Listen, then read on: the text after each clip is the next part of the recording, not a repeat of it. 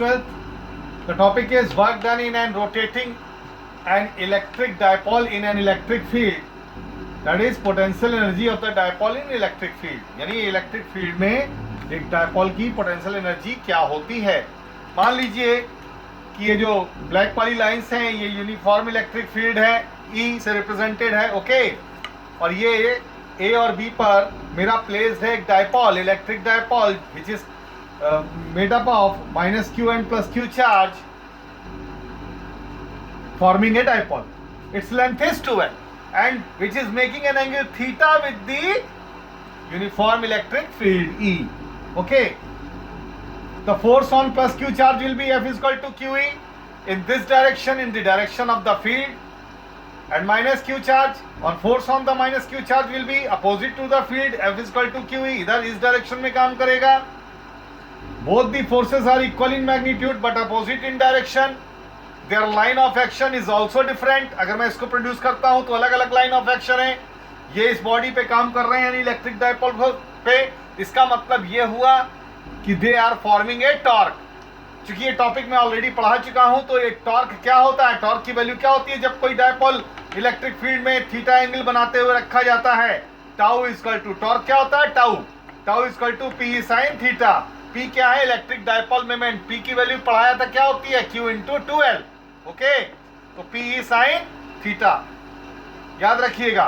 अब मैं क्या करूंगा, क्योंकि मैं पेज नंबर 2 पे जाने वाला हूं इसलिए इसको शिफ्ट करूंगा, लेकिन मैं यही समझा देता हूं आपको कि मैं चाहे इसके ऊपर कौन सा फोर्स काम कर रहा है, ये टाउ टॉर्क काम कर रहा है.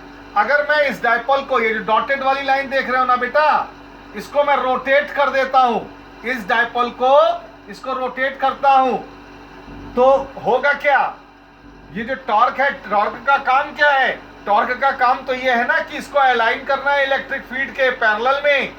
और मैं क्या करना चाहता हूं, मैं इसको D theta very smaller angle से रोटेट करना चाहता हूं.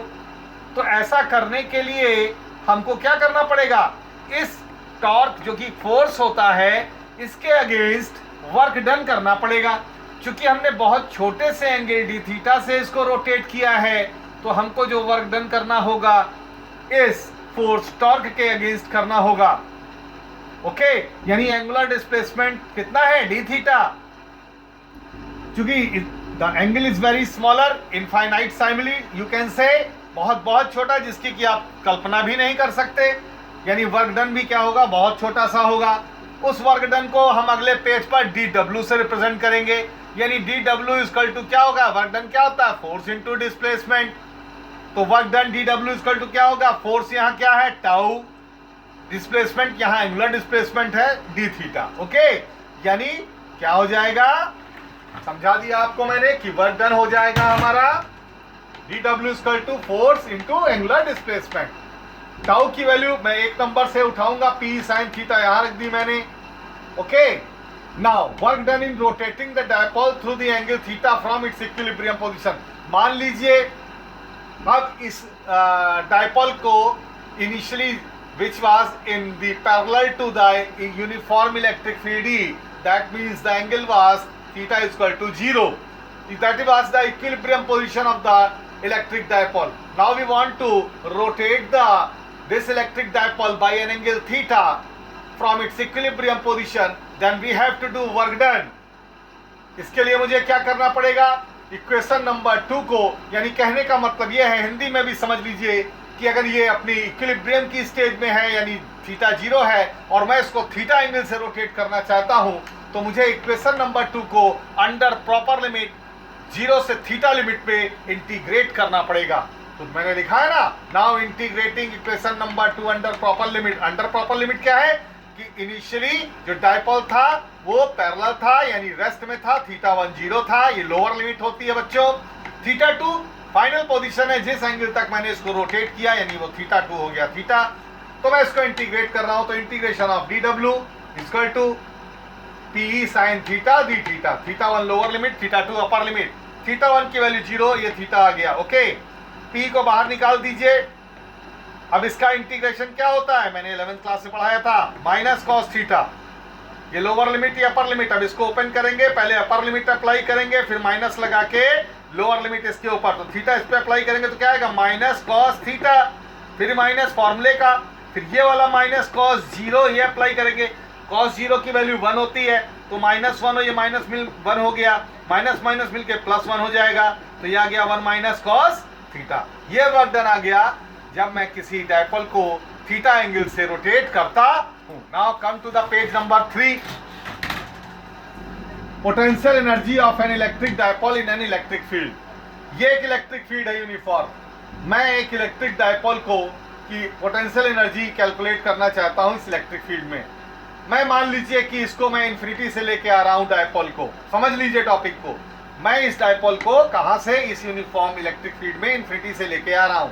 तो ध्यान दीजिए, जब मैं डायपोल को ये लेके आ रहा हूं तो ये -q चार्ज है और ये +q चार्ज है, तो -q और +q के बीच का जो डिस्टेंस है वो 2l है।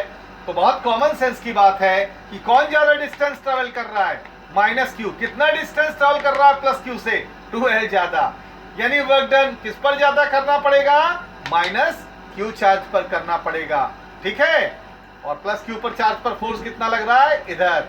एक बात ध्यान देने की है, यानी कि वर्क डन -q किस पर ज्यादा हो रहा है, -q पर। ओके, लिखा है ना, if we bring the dipole in the field the work will be done on the charge +q by an external agent. मतलब कि +q पर तो करना पड़ेगा लेकिन -q पर नहीं करना पड़ेगा। क्यों नहीं करना पड़ेगा, समझ लो। ये फील्ड के अगेंस्ट ला रहे हो ना, +q चार्ज, क्योंकि पॉजिटिव इधर होता है निगेटिव इधर होता है, तो ये रिपेल करेगा। यानी जो चार्ज फोर्स होगा वो रिपेल करेगा +q को, इलेक्ट्रिक लाइंस ऑफ फोर्स। लेकिन इस पर इलेक्ट्रिक फील्ड अपने से काम करेगी, एक्सटर्नल एजेंट के द्वारा काम नहीं करना पड़ेगा। while work will be done by the field, यानी इस पर फील्ड खुद काम करेगी। मैं यहां पर फील्ड के अगेंस्ट काम करूंगा एक्सटर्नल एजेंट के द्वारा, लेकिन इस पर फील्ड खुद काम करेगी। itself on the charge -q. From figure it is clear that charge -q covers 2l distance more than the charge +q. So work done on -q will be greater. Okay? आगे continue रहेगा। Thank you.